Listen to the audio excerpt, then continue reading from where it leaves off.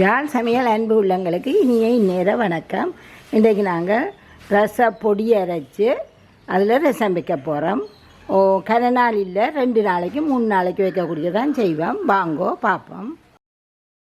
தக்காளி பழம், புளி, செத்தல் மிளகாய், வெங்காயம், 1-2 பச்சை மிளகாய் விரும்பினா போடுங்கோ, கருவேப்பிலை, கடுகு, வெந்தயம், மல்லி, சீரகம், மிளகு, உப்பு, உள்ளி, இது துவரம்பருப்பு, கொஞ்சம் நல்லெண்ணெய், தண்ணி. வாங்க இப்படி செய்யணுன்னு பார்ப்போம். நாங்கள் அடுப்பை பற்ற வைப்போம். ரசப்பொடி செய்கிறத கேட்குறீங்க, ஆனால் அது உடனே அரைச்சி செய்கிற மாதிரி வராது. நீங்கள் உடனேயே அரைச்சி செய்யுங்க, அதான் நல்லாயும் இருக்கும்.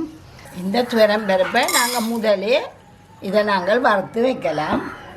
இது மாதக்கணக்கில் இருக்குது. நீங்கள் வறுத்து வச்சிங்கண்டா மற்ற சாமான்களை நீங்கள் இப்போ முதல் நாள் அந்த 2 நாள் மட்டும் நான் இடிக்கிற மாதிரி இடித்து வையுங்க.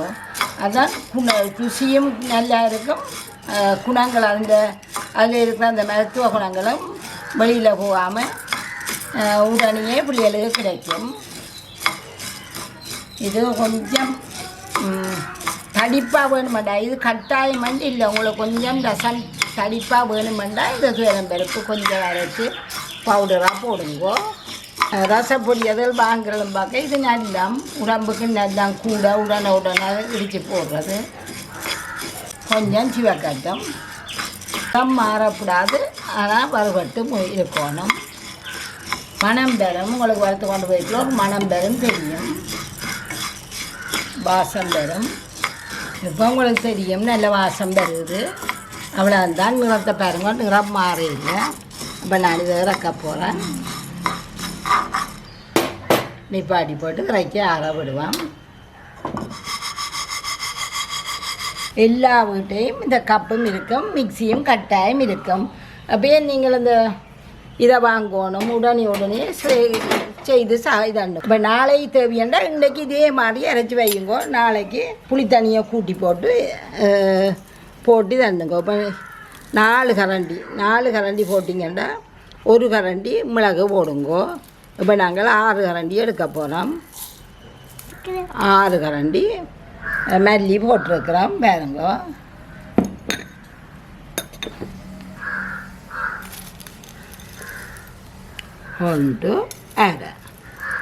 ஒன்றரை கரண்டி மிளகு போடுங்கோ.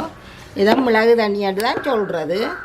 மிளகு கூட போட்டாலும் பிரச்சனை இல்லை. அதே அளவு சீரகம் போடுங்கோ. சீரகம் கொஞ்சம் குறைவாக போடுங்கோ. 1/4 கரண்டி வரத்தக்கனா போடுங்கோ. இவ்வளோ காணும். இந்த இவ்வளோ கருவேப்பிலையும் இதுக்குள்ள போடுங்கோ. எல்லாம் வேறப்படும், நல்ல வடி வேறப்பட்டு வரும். உங்களுக்கு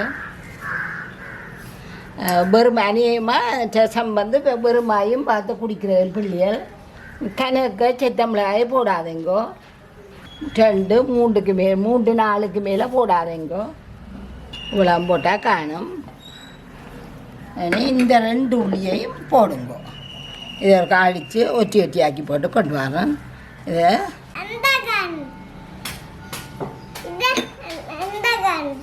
என்ன செய்கிறீங்க?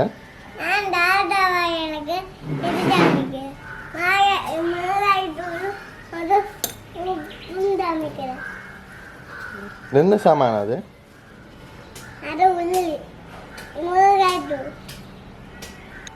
ஒட்டி ஆக்கி போட்டு பேருந்து இப்படி வச்சு குத்துண்டான். இப்படி இந்த உள்ளியை வச்சு போட்டு ஒரு குத்தி போட்டு கொண்டது. அப்போ அது நசிப்பட்டால் உங்களுக்கு கூட அரைவடும். இதை நாங்கள் சுற்றி போட்டு இதை போடுவோம். நாங்கள் முதல் வறுத்த துவரம்பருப்பு இருக்க அரைப்போம். அரைச்சி போட்டு கொண்டுட்டு பேருந்து மற்றதை அரைப்போம். பாருங்க, துவரம்பருப்பு அரைச்சி எடுத்துட்டோம். நாங்கள் இதே 1 கிலோ போடுவோம்.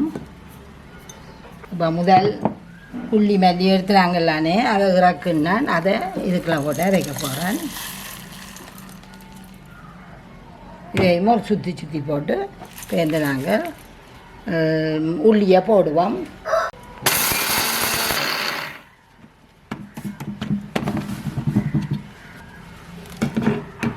அரைக்க போகிறேன்.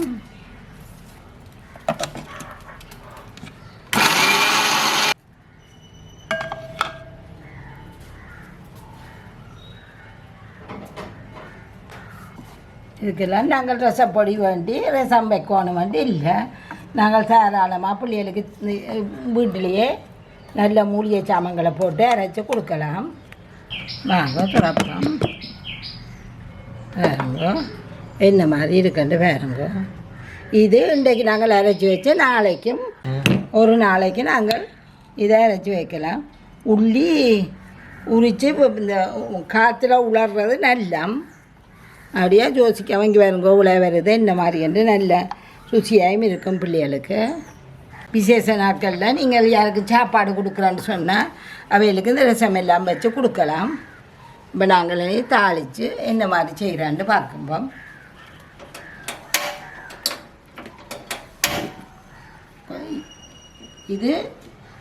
இதை நாங்கள் சும்மா தண்ணியையும் புளியையும் கொதிக்க வச்சுட்டு இதை போடலாம். கொஞ்சம் வாசமாக விரத நாளில் அப்படி செய்கிறேன்டா தான் தாளிக்கிறேன். நாங்கள் இன்றைக்கு உங்களுக்கு தாளிக்க காட்டுறேன்.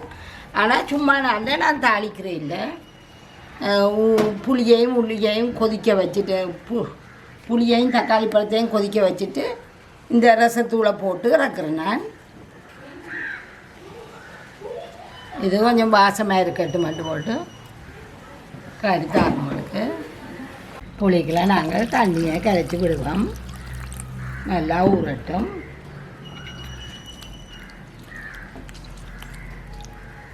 கொஞ்ச நேரம் ஊறட்டும். இந்த இதுக்குள்ள இப்போ கடுகு கருவேப்பிலையை போட போகிறேன். வெந்தயம் போடுங்க. வெங்காயம் பெட்டமிளகாய் போடுங்க. தாளிக்கிறதுக்கு இது எல்லாத்தையும் போடுங்க.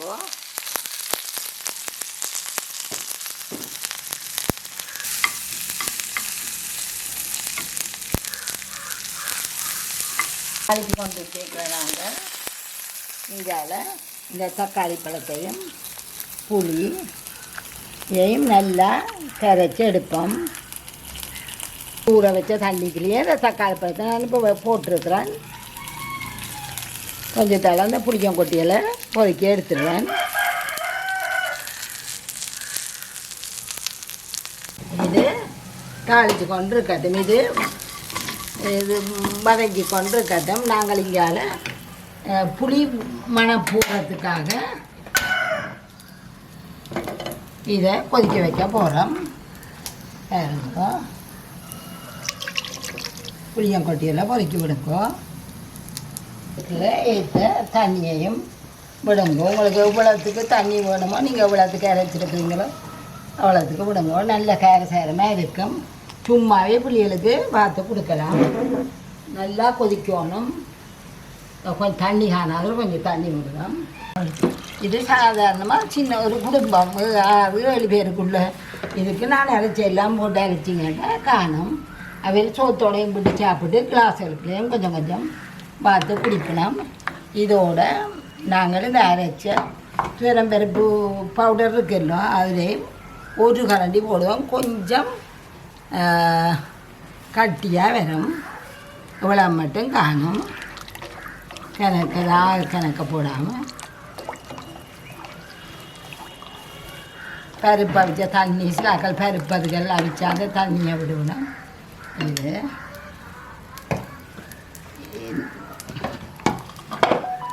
இதை இப்படியே இதை மூடி விடுங்க. இங்கால நாங்கள்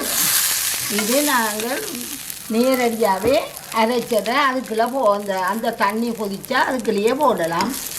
இது விசேஷ நாள்களில் இப்படி கொஞ்சம் தாளிச்சிங்கன்னா நல்லா இருக்கும். இப்போ சின்ன சீரகம் போட்டு நான் கொஞ்சம் தாளிக்கிறதுக்கு கொஞ்சம் மணங்குணமாக இருக்கும். உங்களுக்கு வீடு முழுக்க மணக்கும். இப்போ இந்த நாங்கள் அரைச்சதையும் ஒரு கப் போட்டு கிளறி போட்டு அது நல்லா கொதிச்சோன்னே புளின்ற அந்த பச்சை மணம் போனோடனே இதை கொட்டி போட்டு நுழைச்சி கொண்டு வரைக்கலாம். நிப்பாட்டி விட்டீங்கன்னா சரி.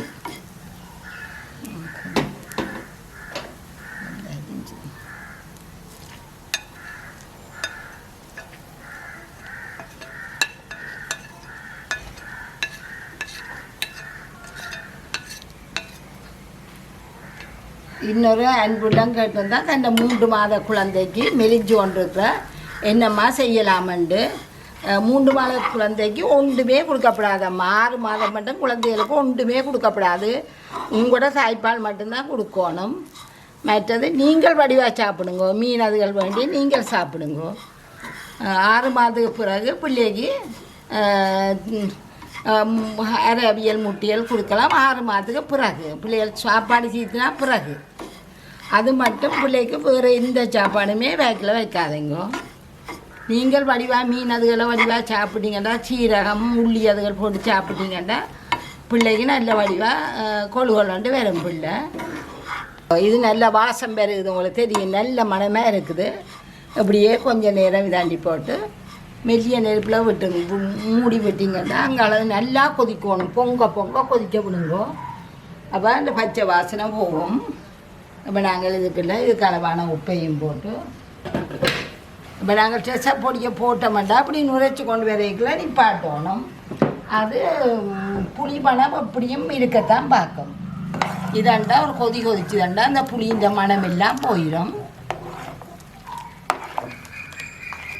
அப்படியே நல்லா பொங்க பொங்க கொதிக்க விடுவோம்.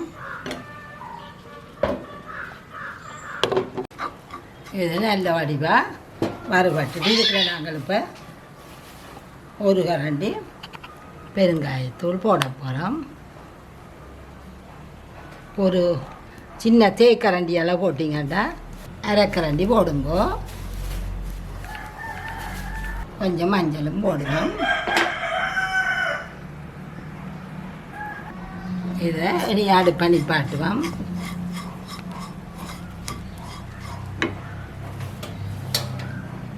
இது அப்புறம் 5 நிமிஷம் நல்லா கொதிச்சு இந்த புளி வாசம் எல்லாமே அடங்கி இருக்கும்.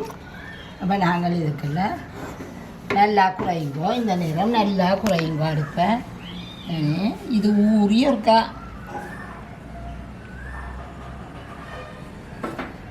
தூக்கி இதெல்லாம் ஒட்டி விடுங்க. இது நீங்கள் இப்படித்தான் தாளித்து போடணும். வண்டி இல்லை, நீங்கள் சும்மாவே இப்படி தனியாக கொதிக்க விட்டுட்டு இதை நாங்கள் கிரைண்டர் கப்பில் அரைச்சி தான் நீர் குழஞ்சி இதில் போடலாம். இது கொஞ்சம் மனம் குணமாக இருக்கும். விசேஷ நாட்களில் விரத நாள்களில் கொஞ்சம் வேக்கு ருசியாக இருக்கும். பிள்ளைகளுக்கு சாப்பாட்டுக்குலையும் போட்டுட்டு ஒரு கிளாஸில் பார்த்து கொடுத்தீங்கன்னா அவையில் குடிச்சு போட்டு இருப்பினோம். இதை மூடுங்க. நுரைக்கட்டி விதைக்கில் இறக்குவோம். அது நுரைக்கட்டி விதைக்கில் அப்படி என்று காட்டுறேன். வாங்க பகாசம் வந்து பார்ப்போம். பாருங்க நுரைக்கட்டி கொண்டு வருது. அது நாங்கள் இதை நிப்பாட்டி விடுவோம். இந்த இதுலேயே இதை நீங்கள் உடனே ஒன்றும் படித்து ஒன்றும் செய்யாதீங்க. சமைக்க முதலாவதாக நாங்கள் ரசத்தை வச்சுருவோம். வச்சுட்டு இதில் இருக்க எல்லாம் மூடுறதுக்கு அப்படியே விடணும். மூடி போட்டு விடுவோம். இனி கடைசியாக அதை எடுத்து வடிக்குங்கோ. இப்போ நாங்கள் நிப்பாட்டுவோம். இப்படியே நிப்பாட்டிட்டு ஊறுறதுக்கு அப்படியே விடுங்கோ. இப்போ நாங்கள் இறக்கி நல்லா ஆறிட்டுது திறக்க போகிறோம். நான் இது காய்ச்சினா பிறகு ஒரு சோறு 2 கறியெல்லாம் வைக்கினேன். அது மட்டும் இதுக்குள்ள இருக்கிற எல்லாம் கிடந்து ஊறுது. நல்லா ஊற விடுங்கோ.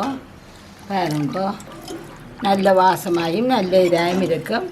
நீங்கள் இப்படித்தான் தாளிக்கணுமெண்டு இல்லை, தாளிக்காமல் புளியையும் தக்காளி பழத்தையும் நல்லா அவிய விட்டுட்டு இந்த அரைச்சதை போட்டுட்டு அப்படியேயும் இறக்கலாம்.